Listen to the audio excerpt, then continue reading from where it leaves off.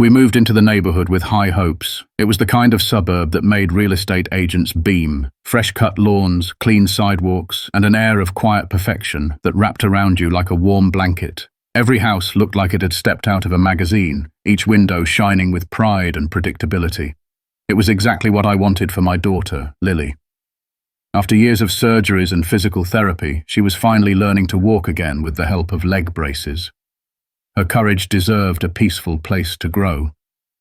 I imagined a new beginning here, a soft landing for a child who had already seen too much pain.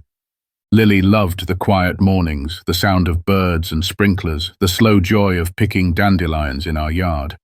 The neighbors waved politely. Some offered shy smiles. Others, especially the older ones, seemed wary but civil. At first, that was enough. I told myself we just needed time to settle in, to become part of the fabric of the community. I kept my job details vague, I always do. No need to draw attention to the fact that I work for the FBI. Around here, everyone seemed to operate on the illusion of simplicity, and I was happy to play along. For a while, everything felt normal, almost too normal. There were rules. Oh, were there rules? The HOA had a handbook thicker than a city ordinance, no mismatched shutters, no garbage cans left out past dawn, no sidewalk chalk without approval. It was over the top, but manageable. We followed the rules. We kept to ourselves. And yet, there was always that one pair of eyes watching from the corner house, the president of the HOA. Her smile never reached her eyes. At the time, I didn't think much of it. I should have. Her name was Karen. Of course it was.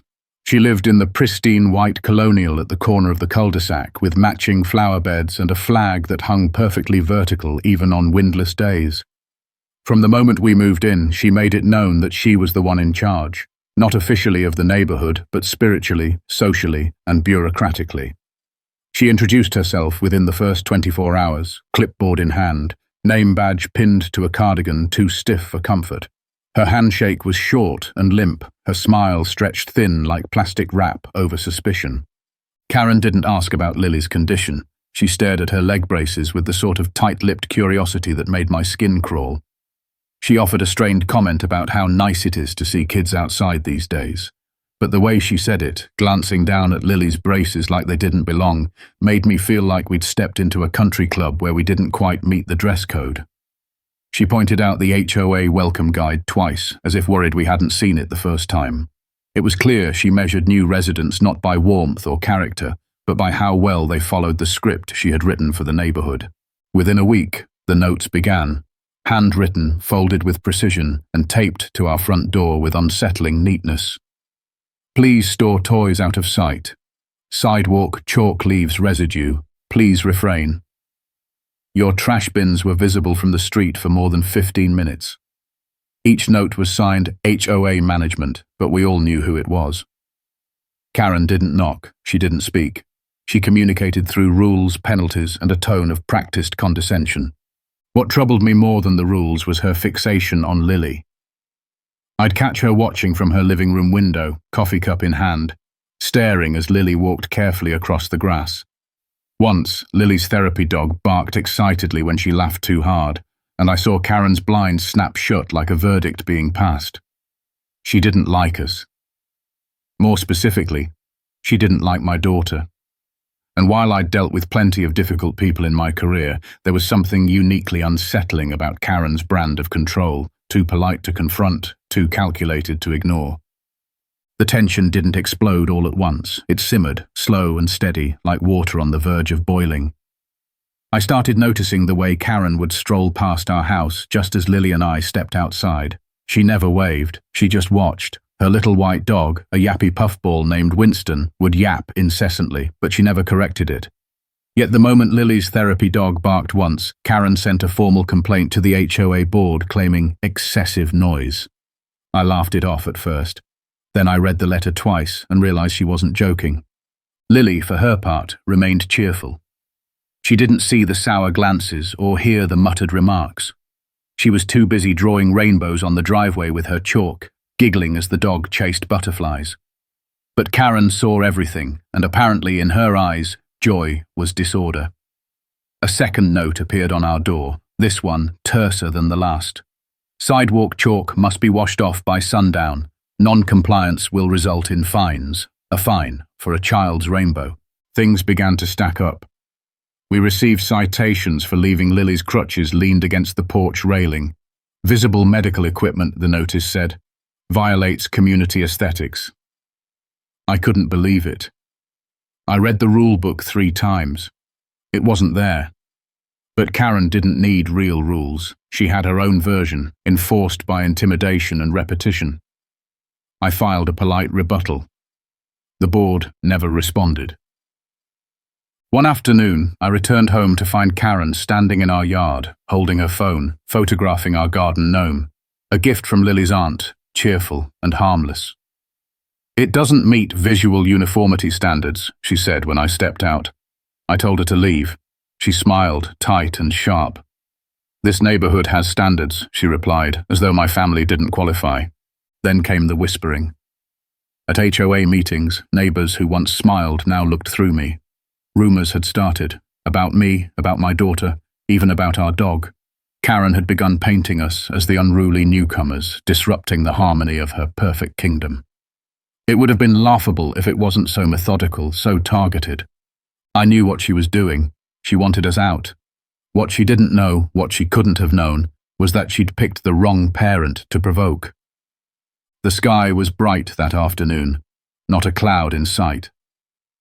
Lily had just finished her therapy session and was outside, sitting near the edge of our lawn, carefully arranging pebbles into little spirals. Her therapy dog, Scout, lay close beside her, panting lightly in the sun. It was one of those rare, peaceful moments when everything felt quiet and right. I watched her from the front porch, coffee in hand, enjoying the stillness. That's when I saw Karen emerge from her house across the street. She was in her usual pressed slacks and pastel blouse, walking stiffly toward her backyard gate. Something about the way she moved caught my attention, too deliberate, too composed. She looked around once, then reached down and unlocked the latch on her wooden fence. I saw her push the gate open wider than usual, just enough for something to slip through. Then she turned away and disappeared around the side of her house. Seconds later, a blur of motion exploded from behind her fence. A massive, snarling dog, definitely not Winston, charged out like a missile. Its fur was mangy and patchy, mouth foaming at the edges, eyes wild with rage. It wasn't barking, it was growling, low, guttural like something feral. It ran straight for Lily. My mug shattered as it dropped from my hand. I was on my feet in an instant, yelling her name. Scout barked once and lunged to intercept, but the strange dog was bigger, faster, more violent. It slammed into Scout and knocked him aside like a ragdoll. Lily screamed, frozen in shock, her braces pinning her to the ground. She tried to crawl backward, but her legs didn't move fast enough. The dog lunged again, biting at the metal around her calves. She cried out in pain, shielding her face with her arms. I sprinted, heart hammering, a blur of panic and rage pushing me forward. I reached them just as the dog was about to bite again. I kicked hard, square in its ribs, and it yelped and stumbled back. I stood over Lily, arms outstretched, daring it to come closer. The dog snarled but finally backed away, limping toward the bushes before darting off down the street. My hands were shaking. Lily sobbed as I lifted her into my arms. Blood was smeared on her brace. Scout limped over, whining, his side scraped raw. I called emergency services while cradling her against my chest, trying to steady my breath. Karen didn't come out. Not to check. Not to help. Not to ask if Lily was okay. When animal control arrived, the officer confirmed what I feared. That dog had been reported before. Aggressive, dangerous, potentially rabid. It wasn't registered anywhere in the neighborhood. No one claimed ownership. It had never been seen near our street until today. Lily spent the night in the hospital for observation. They treated her for bites and bruises and began a round of precautionary rabies shots. She held my hand the entire time, her tiny fingers trembling. Back at home, I stood at the window, staring across the street at Karen's house. Her porch light was on. Her blinds were shut. But I could feel her watching. I knew what she had done. She thought she'd gotten away with it. She thought I was just another parent she could bully into silence. But she had no idea who I really was, and now she was going to find out. The morning after the attack, I knocked on Karen's door. My knuckles hit the wood, hard, steady, unforgiving.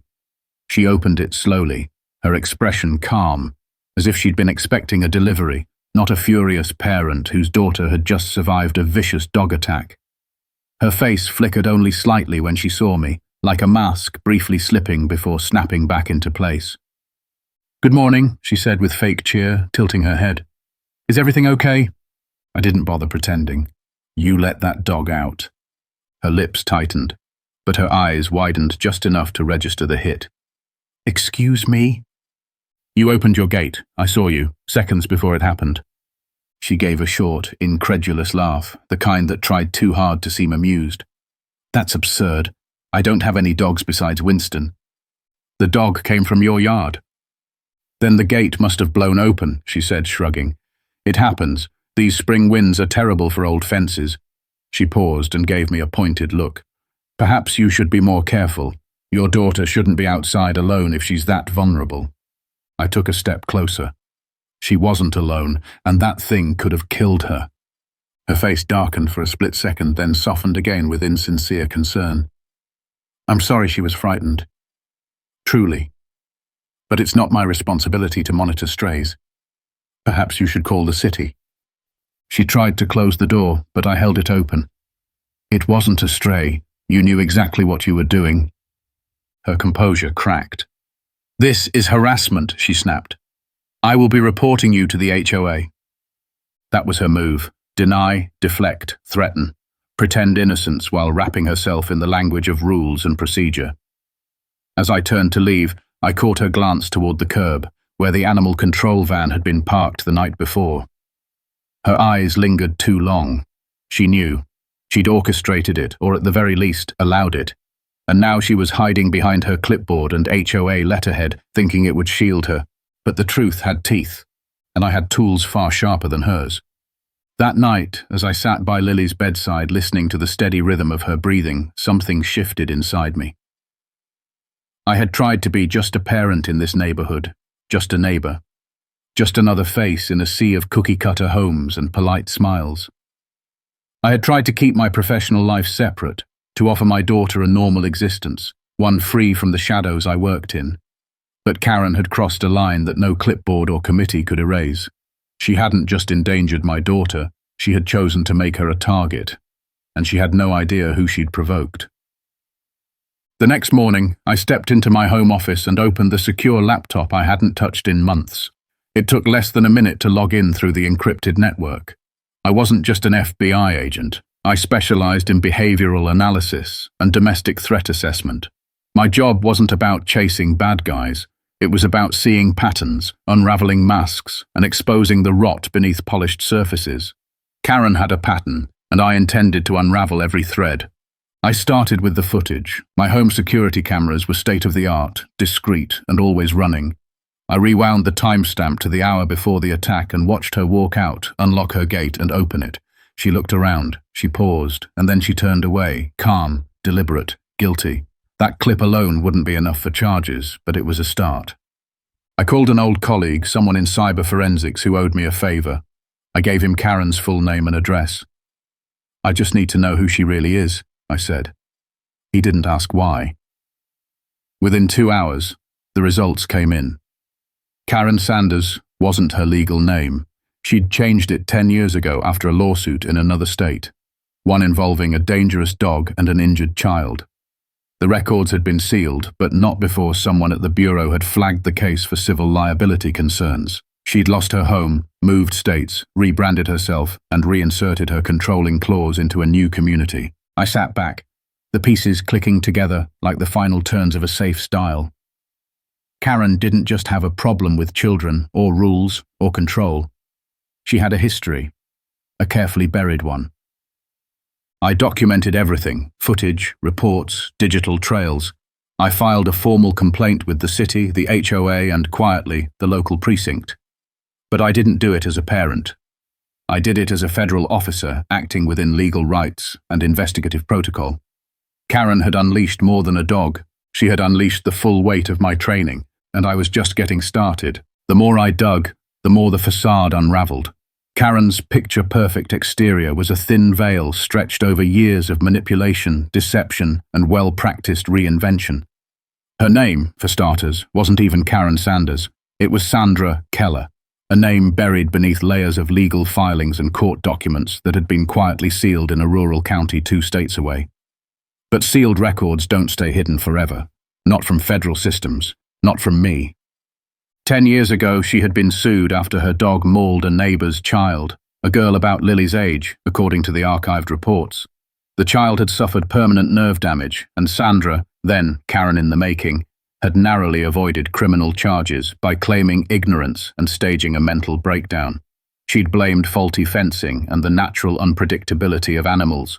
The court hadn't bought it.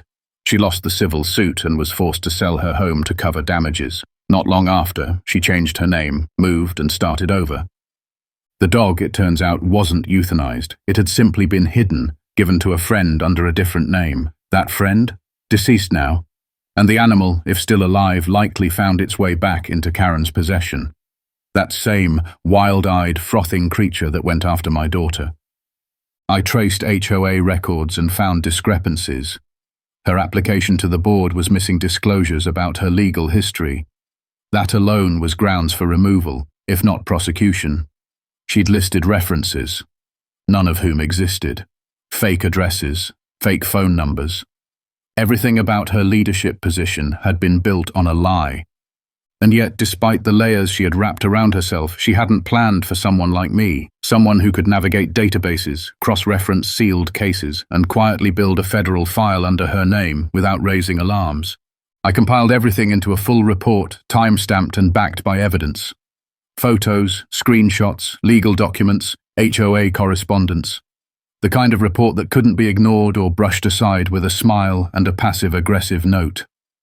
Karen had spent years constructing her new identity brick by brick, and in just 2 days I had reduced it to rubble. She had hoped her past would stay buried, but I had unearthed every piece of it, and soon the entire neighborhood would see exactly who they'd elected to lead them. With Karen's true identity and her tangled web of lies fully exposed, I moved into phase 2, building a case so airtight even her smug smile wouldn't survive it.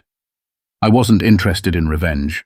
I was after accountability, for Lily, for the neighbors who had been quietly bullied, and for the idea that people like Karen couldn't keep rewriting their histories without consequence.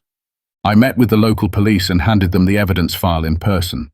I explained, professionally but firmly, who I was and why I'd taken the time to investigate. The officer assigned to the case, Detective Morales, was sharp and no nonsense.